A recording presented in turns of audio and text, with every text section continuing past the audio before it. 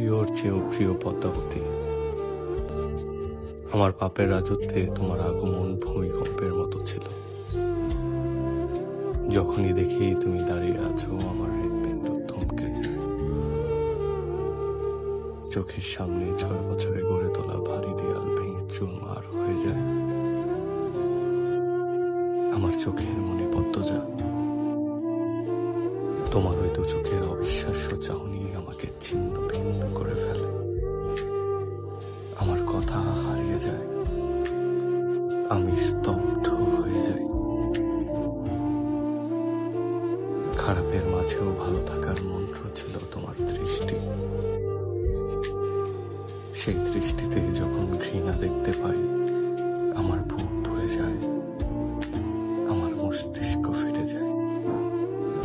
তোমার আহত মুখশ্রী দেখে আমার শরীরের চামড়া ঝলসে যায়। তোমার চোখের জল দেখে সমুদ্র আশ্রে পড়ে আমার মাথার উপর।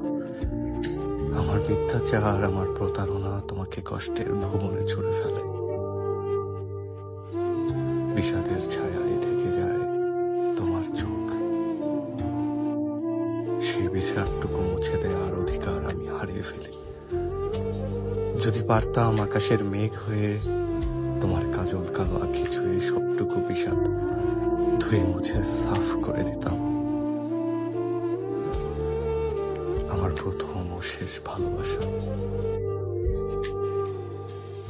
তুমি একটু দূরে সরলেই যে আমি মনে মনে পুরো পৃথিবী ভস্য করে দেওয়ার ইচ্ছে বসি, সেই আমি পরিষ্কার দেখতে পেলাম তোমার আমার পথ চলা এখানেই শেষ। আমি শান্ত পাথরের মতো স্থির হয়ে যাই, গন্তব্য হারিয়ে ফেলি। এই ভুবনে তুমি আমার শেষ আশ্রয়স্থল ছিলে।